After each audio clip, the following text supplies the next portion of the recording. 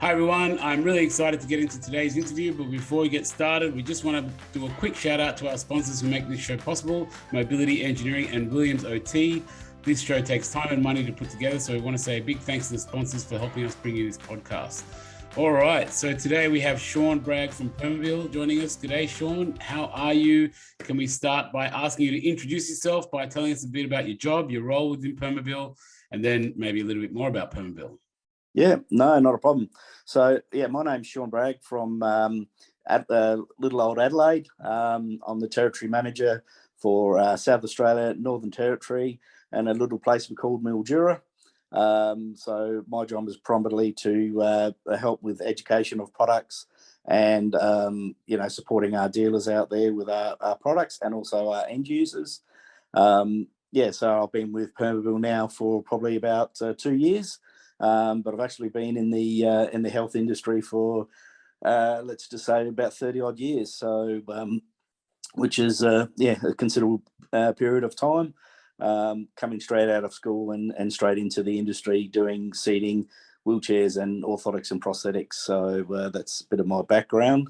And as I said, Permobil themselves, quite a diverse range of products, from our power products, our Permobil power products, through to manual wheelchairs, which is our Tirelessly range of products. Pregeo is something we've just we've acquired in the last 12 to 18 months. Also, we have got coming Panthera, which is another wheelchair range, and we also got our seating range, which is of course Roho. We distribute Dreamline. We have smart drives, so we have PAD products. So quite a various amount of products that we do have in our portfolio now, and always continuing to grow. So that's pretty full on. I mean, Permobil is one of the largest, if not the largest, wheelchair companies in the world, aren't they? Yes, they are. Yeah, they are.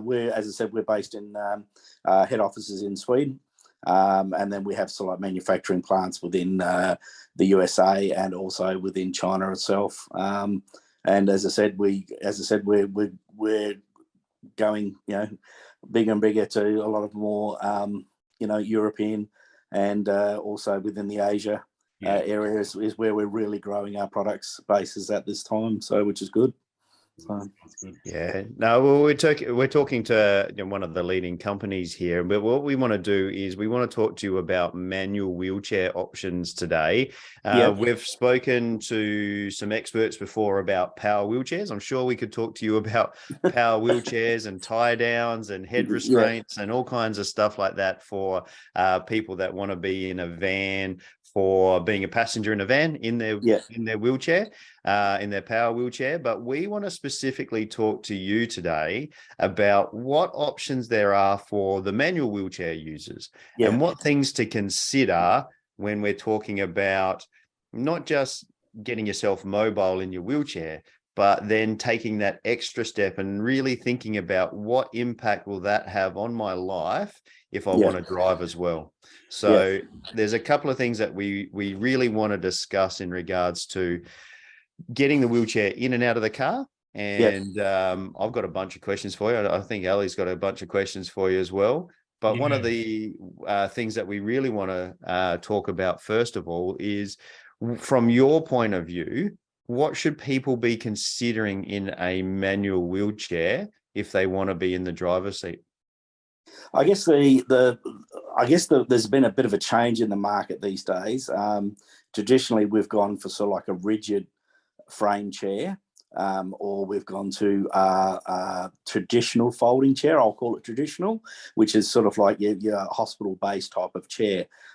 This day and age now, we're getting a bit of a hybrid of these sort of chairs, which are making the chairs a lot lighter and a little bit more easy in their folding mechanism. To be able to fold the chair. So if you're going to put it on a roof hoist, or if we're going to be putting it behind the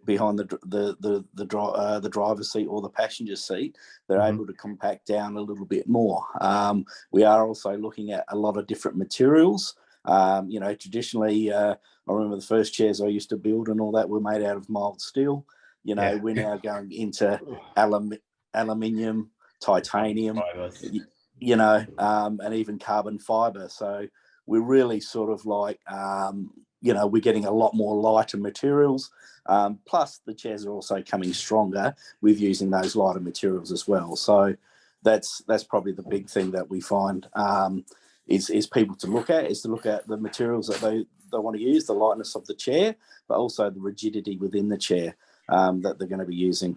So can I ask, which is the next one of the next points around this is what is the big difference between folding and fixed frame when seated? Like basically, why is there a big lean towards fixed frame traditionally, and now the folding is coming in? Yeah, generally the biggest thing is with rigid chairs is the actual impact on the shoulders. Is that when you've got a folding chair, you've still got a little bit of how can I say it, twist or torque within the chair itself. Play. Yeah. So when they're going forward, they're sort of like, every time you sort of like go forward, you'll find that there will be a little bit of flex in the frame. Yeah. So more pressure. So it puts more pressure. Does take a little bit more effort to push. Where, as I said, a rigid frame, it is easier on the shoulders. It is easier pushing forward. You get that less inertia, and it's quite a nice. It is a real difference. If people out there is try both frames to see what's going to suit them. But generally, we're finding now more people are pushing towards more of the rigid frames. You're also finding that some of the rigid frames now are folding down a little bit more with their backrests and that type of thing, which can help get them into vehicles as well. Yeah. Traditionally, the static frame, the fixed frames are a bit lighter. Is that right? Just because of the components and all those type of things? Less folding parts and less mechanisms. Yeah. Well, that's the thing is like a fixed frame, you're looking around about 4 or 5 kilos. And then where you're looking at sort of like a folding frame, you're going to be, 7, 8, even up to 10, 11 kilos. So, people think that's not much, but it is, when you sort of like got to put these into the vehicle and that type of thing, that sort of weight reduction is key in, and it's giving you a stronger chair. And then, as I said, we're going into the area now where we're getting a lot of power add-ons. So a rigid frame is more acceptable to power add-ons than what a folding frame is. So it's getting a lot of diversity out of that one chair as well, which helps. So if they are driving and they have to transfer out of the wheelchair into the driver's position, and you've got a fixed frame chair, loading it into the vehicle, what are people doing with that? How are they loading them in? Yeah, well, that's where I guess the interesting thing is there. As I said, there is a bit more compacting down, of the backrest, taking the wheels off, that type of thing. But once you sort of like you break them down, it actually is quite light. And I've seen some very active users that they're picking these up, and twisting around and putting them into the back of the back of the car with quite ease, which is quite good. The only problem is, as I said, if you've got top loading boxes and all that, that's where people still want to have the folding down chairs, because you don't want to be having your chair, sitting up at above. And a lot of those, that's why I was asking, a lot of those, for example, roof mounting, there's the Waymo and the chair topper, and I don't know if there's anything else, but they're the two popular ones. You basically have to have a folding frame. You can't have a fixed frame, so it kind of limits you. And then there is another option which we've spoken about with the driver on one of the podcasts here, which I think there's another one as well, the Abbey Loader and also the robot. They can work, which comes out of the boot, but it takes up a fair bit of space in your boot. Correct. And then, and I think those are really the only options. There is some options, but this is what I'm actually interested. So one thing I do want to, I'm excited to speak to you after you said, and I'll give you a quick little shameless plug, that I think that people should reach out to you for any kind of advice, because if you've been working in this industry on coalface for 30 plus years, you probably know everything about everything. So people should like you've probably seen it all. You know what I mean? So yeah. He's talked you up. He's talked you up now, Sean. No pressure. Yeah, I know. That's yeah, right. yeah. So look, he would have seen it all. Guaranteed. 30 years. He's not an idiot. So but one of the things I'm interested is one of the things that's happening. I saw in Europe is the back seat of cars, like little hatchbacks and things. They can it normally opens out that way, but they can change it to a sliding door, and this little rail kind of pushes your frame out from the back seat. Would that be something that you think would be popular here? Or is too many people taking up the space? I'm just interested in kind of like the end users, what their environment looks like. I think that would be something that would be, I'd be investigating more myself, because I think that would be something, a great alternative, especially with the fixed frames. Because I know, as I said, like you're saying earlier before, a lot of people are having to go the folding frames just because of the mechanisms that are available currently at the moment for loading them into cars. Yeah. So if we could have something, because as I said, most of your high-end users are going to be in rigid frames. Yeah. So we're talking people that are on their third or fourth chair. They've gone to a titanium or a carbon fiber derivative chair. So we're talking, so we got people that want to also take care of the chairs and making sure that they're loading them in the cars, because we're talking $10,000 to $15,000 chairs that we're really got to try and get more care of, making sure that they're in the vehicle. And I'm not saying that people don't take care of their chairs. They treat it like it's part of them, which is totally understandable. But yeah, I think definitely looking at different ways of loading him into a vehicle. And something like that, I think would be, I'd be fairly keen to have a look at myself, to be honest. Yeah, I was interested to see if you think it would be popular, because one of the things which I've noticed, and even within our podcast, there's this kind of, consistent persistence, consistent story around, long-term use of the rigid frame and, the transfer over your body and disassembling it and so on. And I've seen it in action many times. And whilst people get used to it, it's not a pretty environment. It's not something that, it's not that easy. People struggle with it. They're trying to balance their core and carry things across. And, and as you said, you've got a $10,000, $15,000 chair. No matter how much care you take, you're going to be knocking it around. And, correct. So if you could protect it in some way, and have that extra load, that would be really good. And I think over time people kind of push themselves. Well, I guess I had a personal experience with this last week. I went to I go and play poker at a pub on Tuesday nights, and so we're going tonight as well. And one of the guys that comes there is in a wheelchair, and he gave me a lift home last night. And he's an older guy, and I've been hassling him to come and try some products. And I watched him transfer and put everything in, and I was looking at him going, this probably would have been easy for you 20 years ago, but this is not easy for you now, and you're really pushing yourself. And I don't think you can see the damage that you're actually doing right now. So it was really interesting, I guess, and I wonder how much of that is happening. Oh, definitely. I think, I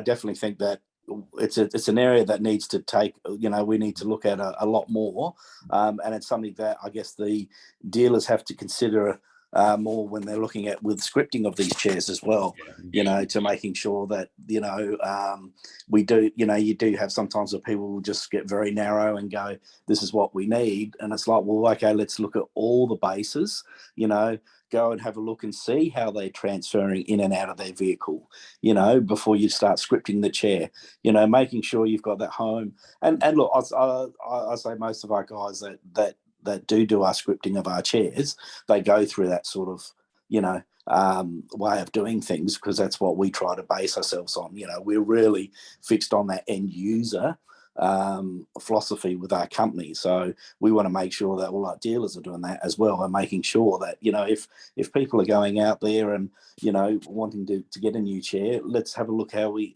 get it into car? What's going to be more practical? Because as I said, there's so much variations in chairs now.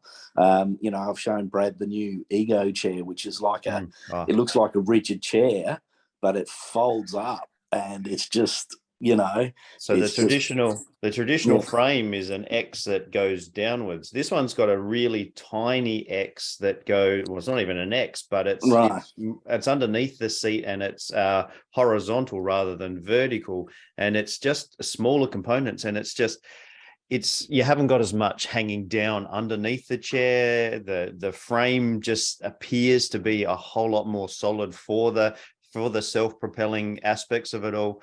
I'm actually really in love with this chair for things like what's behind Ali's head. If you're watching this on YouTube, the chair topper, to get it up onto the roof, but even to save a little bit of room to get into the back of the car with a R11 robot or an Abbey loader as well, with a folding frame.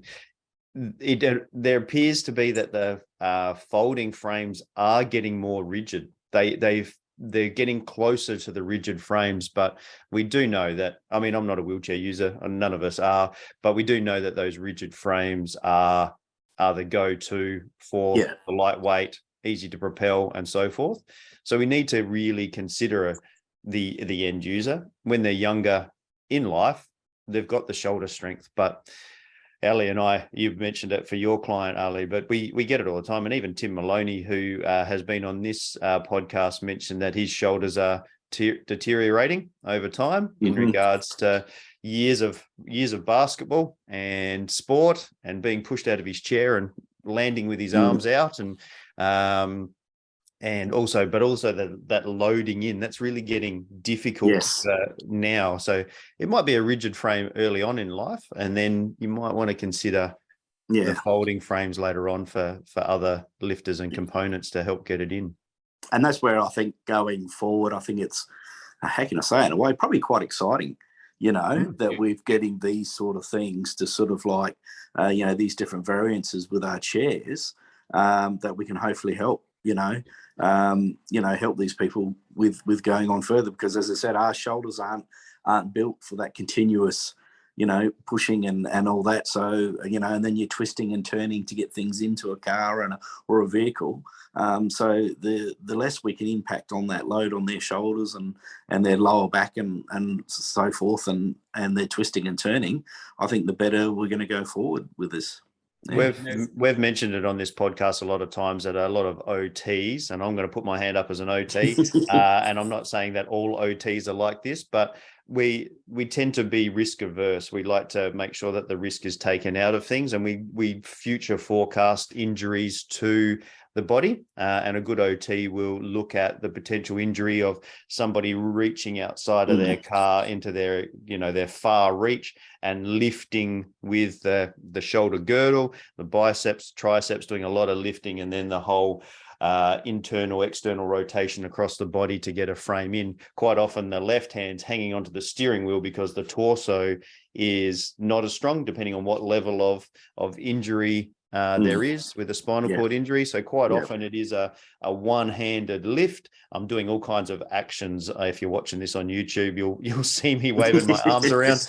If you're listening to this on the podcast, just imagine me looking a bit like a bird at the moment. But lifting the wheelchair up from outside of the vehicle is extending the body out to its extremities, and then trying to lift with basically an extended arm. Quite often a lot of leaning happens with a lot of hanging on with the left arm, and then it's a bicep curl, and there is the tendency to scratch the wheelchair on the edge of the car. There is the tendency to scratch the wheelchair plus the car as we go past the steering wheel with that chair. A lot of twisting of the torso to take wheels off. And folding and taking off the cushion. I don't think, other than a lifter, there doesn't seem to be many other solutions at the moment other than making the chair lighter, Sean. Well, I think that's the thing, and also I think one of the things that you're talking about then, with like just the scratching and the damage to the chair that can happen, this also needs to be thought about when you're selecting your materials. we can go to a carbon fiber chair, which, we've got a carbon fiber chair that's 4 kilos. That's all up, right? The problem is carbon fiber doesn't like to be knocked and banged and clanged and that sort of thing. So that may be, as I said, beautiful chair, but depending on how they're loading it into the vehicle, may not be appropriate, because the long-term effects on that chair are going to be detrimental. So where you may just go to a titanium chair, okay, you're going to probably be, let's say, probably a kilo heavier, but at the same thing, it's going to be very acceptable more for the banging and the clanging of it going into the vehicle. So definitely, I think I think we're going to get to a stage where the chairs are going to be at their lightest point. I know that there's a Panthera chair which is about 2.4 kilos. Oh, wow. Okay. I haven't seen it yet, but that's supposed to be one of the lightest in the world. But on the same thing, I don't know how strong that is and how it breaks down, if that makes sense. So I think we're getting to the stage now with our technology and that with our chairs, as I said, having these hybrid chairs, which is probably what I'm excited about. In sort of like in all my years, you've always had the traditional folding, and then you've had your rigid, to sort of like have something that is a hybrid. So our Ego and our advanced Techno advanced chair. So we've got a couple, and definitely there'll be more coming out. I think, and the other makes and models are doing very similar. I think that is where we're going to be going. And then, hopefully, as I said, with a little bit more looking at different hoist arrangements and so forth, I definitely think that's going to help the end user going down the track.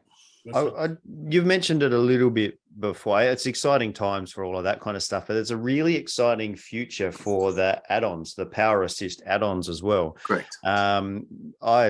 There's just more and more things coming out, from the motorbike type front wheel to e-motion type wheels to smart drives on the back.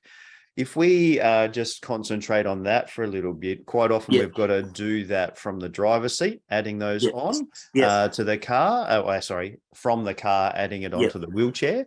Can we talk about some of the pros? We're talking about the pros and cons between static and folding frames and the hybrid options, but can we talk about some of those electronic add-ons that people are using more and more now to help save those shoulders while they're out and about and communicate?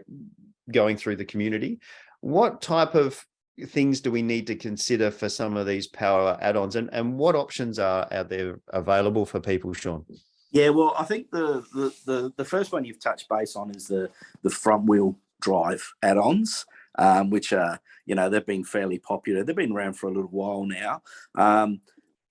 Finding the weight of them, they would probably be something that people would use from home.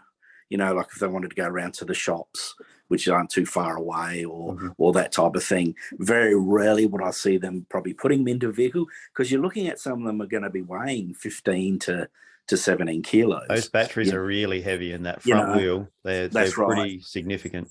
Yep. And, for anybody, and I'll say anybody really, to be putting them into a vehicle is going to be quite heavy. Yeah. So that's always something to keep in consideration. And we've got end users that sort of like may have a big property, and they sort of have this set up in the front, on the front porch, so they can just clip into it and then go around the property, or they go down to the local shops, those type of things. So that's where your front end drives are going to be coming. Your mid-wheel drives, there's a lot of different types of mid-wheel drives. I guess the big thing is to consider the storage. Is check with your manufacturer about the storage, because some, due to the sensors and that they have on the wheels, they're not allowed to be laying flat. Yeah, this is something that we've come across, is that I've got these e-motion wheels. We know that the chair topper behind Ali's head there, if you're watching this on YouTube, takes the wheelchair up and stores it in sideways. But a lot of these e-motion mid-wheel drive options, they're not allowed to be stored on their side for any length of time. And that is something to really strongly consider. Correct. And as I said, they're all a great option. Don't get me wrong, But yeah, just look at the, speak with your dealer, and really sort of, as I said, we want to go through that whole scenario of getting them up on, onto your lifter and this sort of thing. How long can they be left on their side? All that type of thing. And then ease of charging. When we can charge it, that type of thing. So they're the sort of things. But as I said, like everything with technology at the moment, there's always some new things coming around the corner. There's ones with lighter wheels.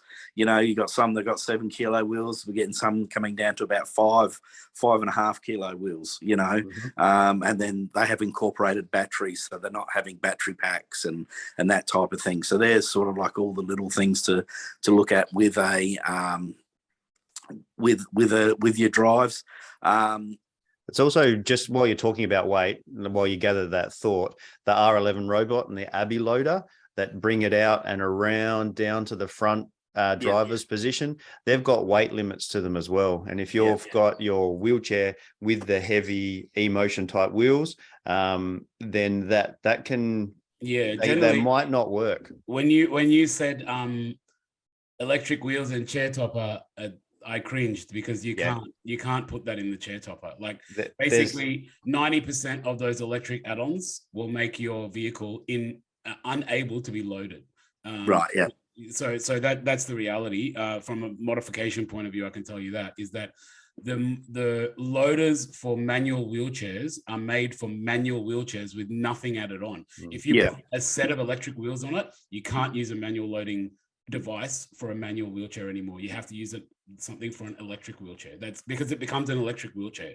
And so everything that's on the market generally has only like 12, 13 kilo limits, and those wheels themselves are like 10 kilos, some of them, so so generally speaking, once you electrify a vehicle, you can't use manual loading devices, from the experience that I've seen anyway. Very, very rare can you, but generally speaking, you just can't. So if you're getting out of your driver's seat and into your manual wheelchair, then Sean, the next real option is the smart drive type of scenario, the extra jockey wheel out the back. Do you want to talk to us about that? I've seen most commonly on vehicle mods, where people do that, and they're getting in and out of the vehicles. What about driving from the manual wheelchair? I was wondering if you could cover a little bit of that, because you can, I guess, keep those devices. If you've got e-motion wheels, you can keep that and you drive from the wheelchair, but it's obviously going to be a different vehicle. How much do you get involved in driving with a manual wheelchair, and what kind of stuff do you people need to consider in that respect? So there's two questions there. One, can talk to us a little bit more about the smart drive, and then two, let's get into how to drive from a manual wheelchair. Okay. So if I go like the smart drive, which is, as I said, that's your rear power add-on device. It's about 6.9, about 7 kilos. So it's actually quite easily to manually put on. As I said, we've now got a lot of different ways of actually running this device, from your smartwatch, e.g. an Apple Watch or a dedicated watch, through to an actual controller, which is like a twist controller that we can use. Find it a lot of users find it quite good. The fact of that they'll just have it in its holder, that they'll have it sort of like sitting in the boot. So depending on what they're actually going to be doing that day is whether they'll actively put it on the chair or take it or not have it on the chair. Available to go on to rigid or folding chairs. It's quite a nice handy little device. The best thing too people like about it is you can fly with the device, so you can take it into your carry-on, and actually we have certificates and all that for you to show the airline, but it actually does come under their battery limit. So you can actually take it on your flights when you're going. So we have a lot of people. I've got a client at the moment. I think he's in Malta and he's traveling around Europe and all that, and he's got his smart drive with him. And he's having makes it so much easier for travel. So that's the other thing to consider is with any of your power add-ons is the fact of what am I going to do with it? Where am I going to go with it? And also the chair itself. Because if you start putting these power add-ons, you may need to strengthen the chair up a little bit. Mm-hmm. You know, if you have, you know, there's some devices that clamp onto the backrest that then, which power off your wheels. Now, at the end of the day, you've then got to have a strengthened backrest. So now we're just putting more weight on the frame. Yeah, you know? making it harder to load into the front seat of the car. I just want to point out, this is why I said you need to contact Sean for advice, because I guarantee you not many OTs or modifiers or anyone other than people like Sean who have been on the coalface for 30 years would know this kind of information. And I hear of so many people getting stuck with these little tidbits that they've not thought about. Just being able to roll this stuff off the cuff is what where the magic is, mate. Yeah. So I think people could really benefit from this information and save themselves a lot of time just from knowing that, hey, if I do this, that's going to be the implication. If I do that, that's going to be the implication with the product. Because many people don't think about that, and I'm sure you get that on a daily basis where they're like, "Oh crap, mate, sorry, didn't think about that. Didn't think about that. Didn't think about that." So And I think that's where it is, because we're actually in a, how can I say it? I think we're in an interesting time at the moment, because really for many years we have, I say the black and the white, as far as like we'd have power or we'd have manual chair. Yeah. Now we've got that grey area in between where we're grabbing a manual chair and we're sort of like putting a bit of power onto it. So, and that's where I said all those considerations, you need to sort of like go, hey, look, I'm going to put this on. How's that going to affect the chair? You know, if I put this power add-on there, is it going to make the chair the same as if it was just the manual chair itself, or is it going to change the full characteristics of that chair, which you probably don't want it to do, because you may not use you may only use the power add-on 50% of the time, or you know, if I'm going down the shops and I'm going to be there for a couple of hours. So they're the sort of things that I think really need to take some consideration now whenever you're scripting for a manual chair. You know, am I going to have a power add-on in the future? And I'm getting a bit of that at the moment, where I'll get some therapists come to me and say, hey, look, we're looking at down the track of doing this. You know, we want to put a front power add-on. Okay, well, if you're going to put a front power add-on, don't go to a single tube frame. Go to a dual tube rigid frame if you want to go down the rigid thing, because that's going to take a lot more than what a single tube would, even though there's no contraindications to say you can't. You know, these things that people need to know. Double frame though adds more weight to lifting it into the car. Well, is that right? Theoretically, it shouldn't do. Okay.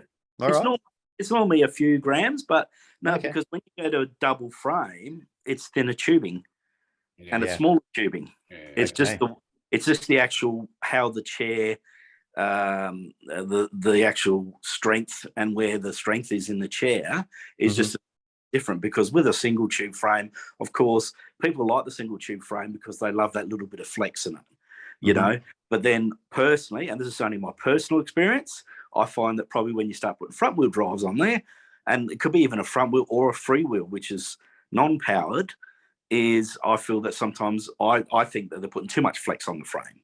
So that's where I would go back to a rigid frame. But the weight side of things, you're looking at grams, if that makes sense, between a dual to a single, because they adapt the tubing to fit so that it try and still, at the end of the day, their biggest aim in manufacturing of these chairs is to keep the weight down as much as possible.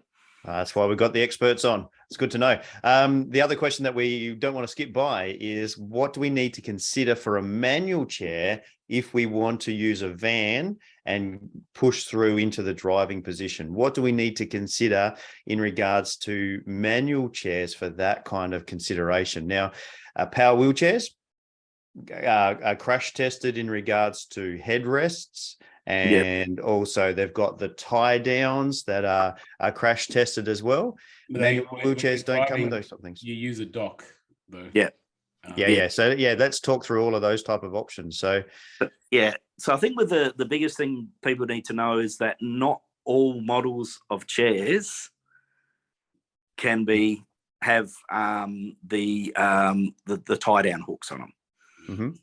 So they go through that proper crash testing. So they're all ISO tested and all that sort of thing.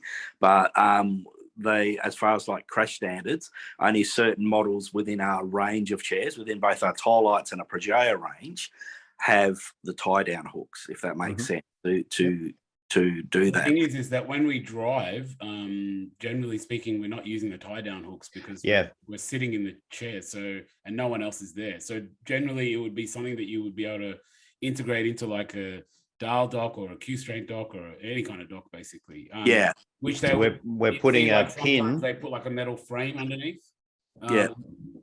And then I don't know if there's anything you've done around that. No, I haven't. I'll be honest, I haven't done much of manual within driving. Generally a lot of the driving we've had is direct power. As people going through. It's pretty rare from what I've seen as well. There's actually more out there than what people might consider. That we've definitely done.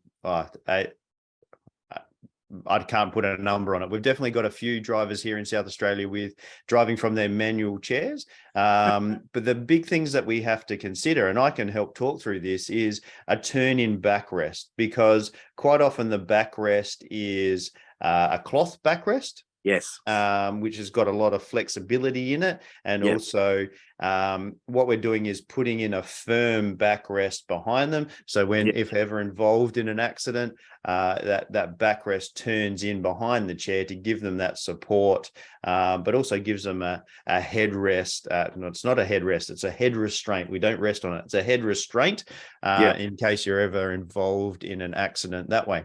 The other things to consider is that you might choose a light frame, but that light frame really needs to be a rigid frame, but it also needs to be able to be something that can stand up in an accident and should be crash tested. And like Ali said, we're quite often adding to that chair. So you lose a lot of that lightweight aspects because we've got to put extra frames on it to be able to put a docking pin on the bottom. And then that docking pin is always there all of the time. Now, when it comes to pins, there's a whole lot of different shapes. You can get arrow-shaped ones, which is the dial system, where it goes into a slot.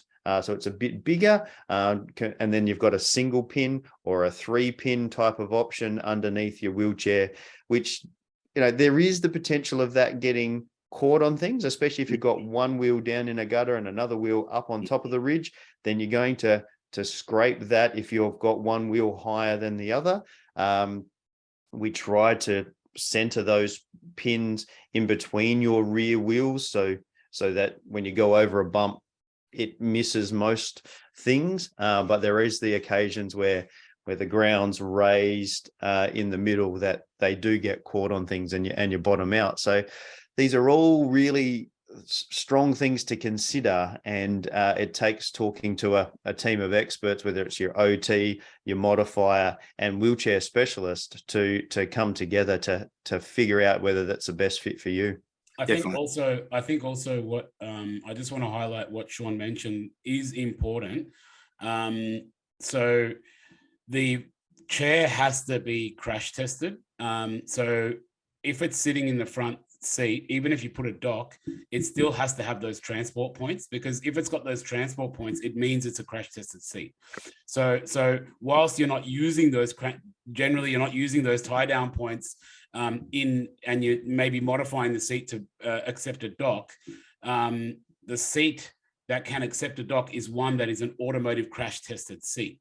And the automotive crash tested seat generally has, either on the frame, it's got like these symbols where you can, like it looks like a hook around the frame where you can wrap something around the frame, or you can, put a dock platform on, or it's just got some kind of hook. It doesn't look anywhere near like a electric chair, but because they just don't have the weight. But yeah, it still needs to be a crash tested automotive approved chair, not just any kind of, like one that you put around hospital hallways sort of thing. So. Yeah, you don't want that frame collapsing underneath you if you're ever taking on any forces through a crash. So that chair needs to be, it's replacing your car seat. It needs to be able to have some rigidity to it. So in the forces of an accident, it's not going to skewer you and come apart and cause you to be in more danger than what's already happening in a car accident.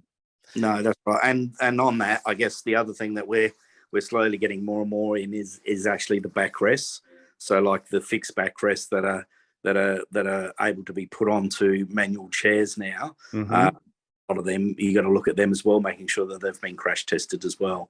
There's some aluminium ones out there, carbon fiber, but a lot of the, just making sure that whoever you do, whatever product you do use, that they've also, for that reason, have also been crash tested as well. Yeah, look, you made a really good point there, and we're running out of time. Real quick question between rigid frames on your backrest versus for the folding chairs. These are the rigid versus cloth. Can we just talk through they're able to be taken off, and are they difficult to take off the rigid backrests? No, I think a lot of the R&D, funny enough, is actually spent in the actual the release mounts for these actual backrests. So they're coming a lot more common, I feel, because they are easy. Some of them got like little tabs, and you just flick, and then they just pull straight up, quite nice and easy. They've sort of like over the years have really sort of like come to a way now which they'll go in, and they'll only go in a certain way, so you can't have them in the wrong way, that type of thing. So we use we've got Comfort Company, we've got Dreamline, and also even the old Roho have got like a slide-in mechanism as well. But our two big ones, which is Comfort Company and our Dreamline ones, they have some nice solid backrests which clip in quite nicely. And we haven't even got to cushions, but I'm sure we can talk about cushions another day for being able to load across bodies. But we've run out of time, like we do in every single interview that we do, or we could talk to you forever. And if you're up for it, we might get you back on at some stage.